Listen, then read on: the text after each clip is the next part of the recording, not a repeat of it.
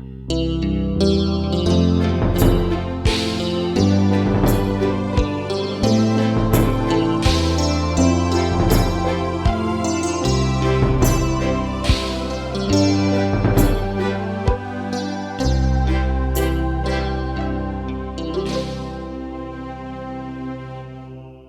Ibu Bapak yang terkasih dalam Tuhan Yesus Kristus. Selamat pagi. Pagi ini morning call bersama saya, Pendeta R.T. Patikawa. Saya pendeta jemaat di GPIB Jemaat Iktus Tumbang Tinggi, Kalimantan Barat. Mari sebelum kita membaca dan merenungkan firman Tuhan, mari kita satu dalam doa. Mari berdoa. Terima kasih ya Tuhan untuk kebaikan-Mu di sepanjang hidup kami. Bahkan malam kami boleh lalui dan kami boleh bangun dengan tubuh yang sehat pada pagi hari ini, itu semua karena kebaikan Tuhan. Dan di saat ini ya Tuhan, kami akan bersama-sama membaca dan merenungkan firman-Mu. Tuntun kami dengan Roh-Mu yang kudus, supaya firman Tuhan ini dapat kami mengerti dan dapat kami lakukan di sepanjang kehidupan kami.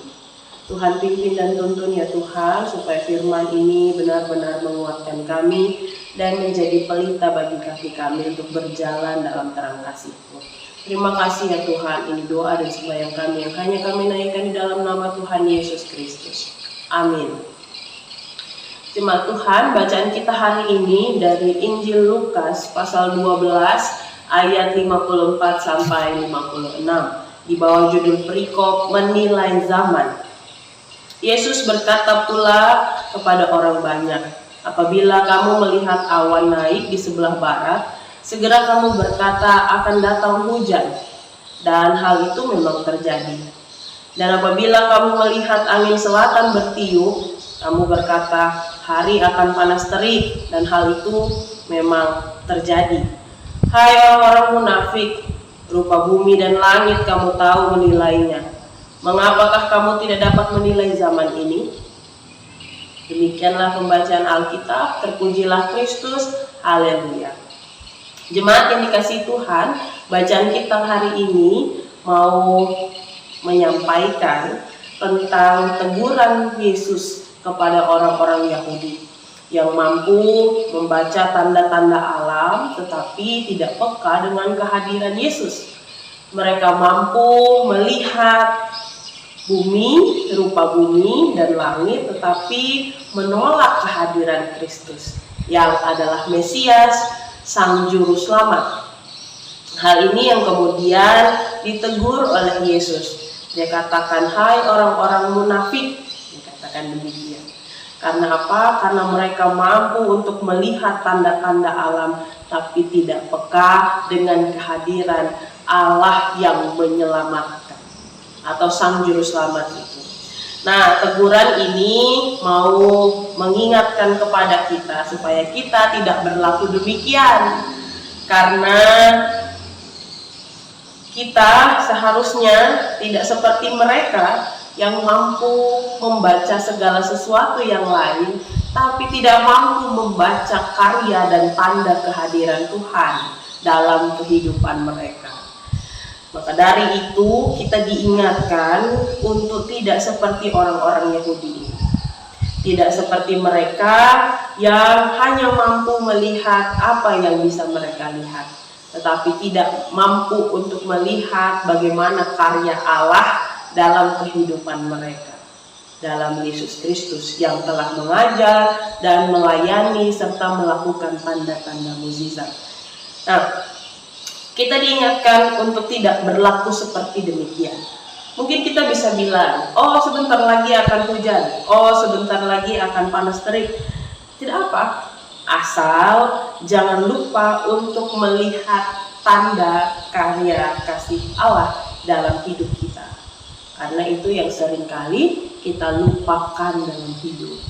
Kita lebih sibuk dengan hal-hal yang duniawi, tapi lupa untuk melihat bagaimana karya Tuhan dalam hidup kita. Kita lupa akan Tuhan, kita lebih sibuk dengan hal-hal yang lain.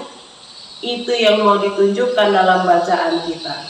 Terutama, ingatlah karya kasih Allah dalam hidup kita. Yang paling utamanya adalah bagaimana kasih Allah dalam Yesus Kristus yang rela tersalib bagi kita. Terus kemudian berkat Tuhan dalam hidup kita, berkat pekerjaan, keluarga, bahkan berkat-berkat yang lainnya. Kesehatan, kekuatan, dan kemampuan itu semua berasal dari Tuhan.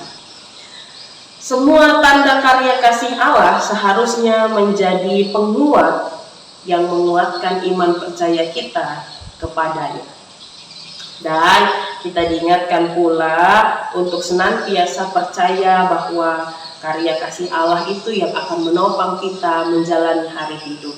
Baik itu suka maupun duka, baik itu sehat maupun sakit. Dan di berbagai macam peristiwa hidup yang akan kita lewati. Tuhan ada bersama-sama dengan kita, Tuhan ada dalam kasih-Nya, dan Dia mau bersama-sama dengan kita. Sehingga kalau kita ingat, mampu menilai kehadiran Tuhan, mampu melihat tanda-tanda karya kasih Allah dalam hidup kita, seharusnya karya hidup kita pun berkenan di hadapan Tuhan. Kiranya firman Tuhan hari ini menguatkan kita untuk menjalani hari hidup yang mengingat tanda kasih Allah dalam hidup kita, tanda karya kasih Allah dalam hidup kita, dan kita pun mampu berkarya untuk kemuliaan nama Tuhan. Amin. Mari kita bersatu dalam doa. Terima kasih ya Tuhan untuk kebaikan Tuhan kembali mengingatkan kami untuk kami melihat tanda-tanda karya kasih Allah dalam hidup kami, sehingga kami boleh menjalani hari hidup yang berkenan di hadapan Tuhan. Kami tidak hanya sibuk dengan tanda-tanda yang lainnya, tetapi yang utama kami melihat dan mampu menyadari ada karya kasih Allah yang senantiasa menopang kehidupan kami hari lepas hari. Terima kasih Tuhan sudah mengingatkan kami melalui firman-Mu. Di saat ini kami juga mau menyerahkan seluruh kehidupan kami yang akan kami jalani di sepanjang hari ini. Kiranya Tuhan senantiasa menyertai, dan kiranya apa yang boleh kami lakukan berkenan di hadapan Tuhan dan memuliakan nama Tuhan. Kami juga masih menyerahkan seluruh kehidupan bangsa dan negara kami ya Tuhan. Di dalam masa pandemi ini ya Tuhan, kiranya Tuhan juga mau memulihkan.